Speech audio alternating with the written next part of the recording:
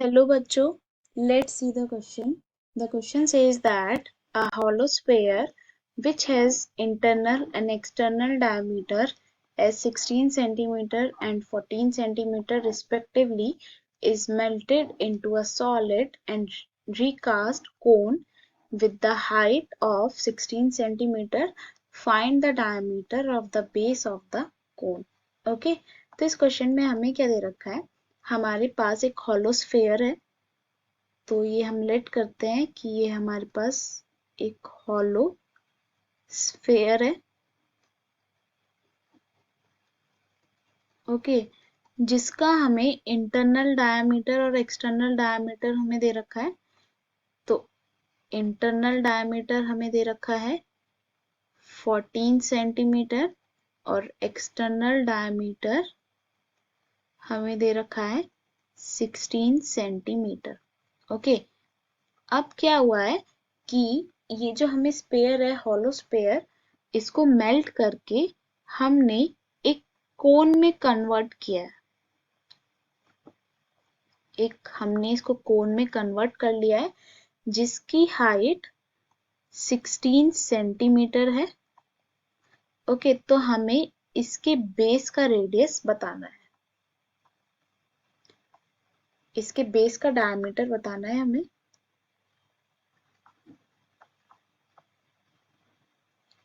Okay, तो यहाँ पे हम लिखते हैं इंटरनल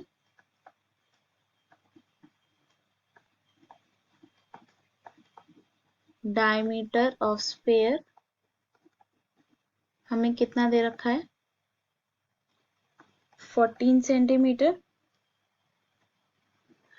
ओके, तो इंटरनल रेडियस हमारे पास क्या हो जाएगा, इंटरनल रेडियस इसको हम बोल देते हैं स्मॉल r2, इसको हम बोल देते हैं स्मॉल r2, और ये होगा हमारे पास 14/2 which is equals to 7 centimetre. Okay, अब हमें क्या दे रखा है, एक्सटर्नल डायमीटर, वो क्या है हमारे पास 16 सेंटीमीटर। तो एक्सटर्नल रेडियस हमारे पास क्या हो जाएगा, इसको हम r1 बोल देते हैं। तो ये हो जाएगा हमारे पास 16/2 which is equals to 8 centimetre. Okay, और हम लेट करते हैं, let the height of cone be capital R, be capital H, be capital H and radius be capital R। तो ये जो रिकास्ट करके हमने कोन बनाई थी, हमने लेट कर लिया कि उसकी हाइट कैपिटल H है और रेडियस कैपिटल R है। ओके, अब हमने इस स्फीयर को मेल्ट करके एक कोन बनाई है। तो इसका मतलब ये जो स्फीयर की वॉल्यूम थी वो किस में कन्वर्ट हो जाएगी, कोन की वॉल्यूम में। तो यहाँ पे हम लिखेंगे volume of hollow sphere must be equal to volume of the cone, volume of cone। Okay, और यहाँ पे हम की कॉन्सेप्ट यूज करेंगे, सबसे पहले वॉल्यूम ऑफ हॉलो स्फीयर का, हॉलो स्फीयर, और वॉल्यूम ऑफ हॉलो स्फीयर हमारे पास क्या होती है, V इज इक्वल्स टू 4/3 पाई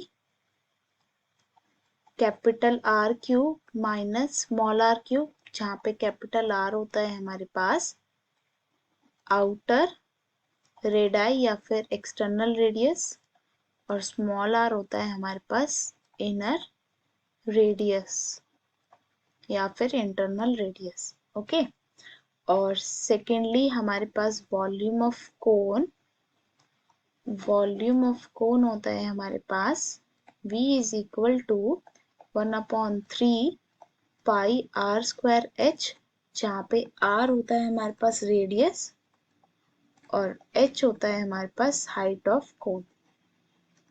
तो यहाँ पे हम ये फॉर्मूलाज अप्लाई करेंगे, ये की कॉन्सेप्ट अप्लाई करेंगे। तो वॉल्यूम ऑफ होलो स्फीयर क्या हो जाएगा, 4/3 पाई आउटर रेडियस का क्यूब माइनस इनर रेडियस का क्यूब। तो यहाँ पे आउटर रेडियस क्या होगा हमारा r1, स्मॉल r1 का क्यूब माइनस स्मॉल r2 का क्यूब, और ये किसके इक्वल होगा 1/3 पाई r²h, और यहाँ पे कोन का रेडियस क्या है कैपिटल R, तो कैपिटल R² और capital H into capital H। तो यहाँ पे 3 से 3 कैंसिल, पाई से पाई कैंसिल, तो ये हमारे पास बचा 4 इंटू R1 का क्यूब माइनस R2 का cube is equal to capital R² into capital H। तो यहाँ पे हमने R1 की वैल्यू निकाली थी 8 सेंटीमीटर, R1 की हमने निकाली थी वैल्यू 8 सेंटीमीटर, ओके। और R2 की वैल्यू हमने निकाली थी 7 सेंटीमीटर। स्मॉल r1 और स्मॉल r2 की वैल्यू, स्मॉल r1 की वैल्यू 8 सेंटीमीटर, स्मॉल r2 की वैल्यू 7 सेंटीमीटर, और कैपिटल H की वैल्यू हमें दे रखी है, हाइट ऑफ द कोन हमें दे रखी है 16 centimetre. It means capital H की वैल्यू हमें दे रखी है 16 सेंटीमीटर। तो ये सारी वैल्यूज हम पुट कर देंगे, तो ये हमारे पास होगा 4 इंटू 8 का क्यूब माइनस 7 का cube is equal to capital R² into 16। तो कैपिटल R² की वैल्यू क्या होगी हमारे पास 4 इंटू 8 का क्यूब 512 माइनस 7 का क्यूब 343 अपॉन 16। ये 4 टाइम्स कैंसिल हो जाएगा, तो capital R² is equal to, इसको सब्ट्रैक्ट करेंगे तो ये हमारे पास आएगा 169, ये आएगा हमारे पास 4। तो R की वैल्यू क्या होगी हमारे पास, कैपिटल R की value 169/4 which is equals to 13/2। Okay, तो हमारे पास रेडियस ऑफ कोन आ गया 13/2 सेंटीमीटर, ओके। और हमें डायमीटर निकालना है, डायमीटर ऑफ कोन।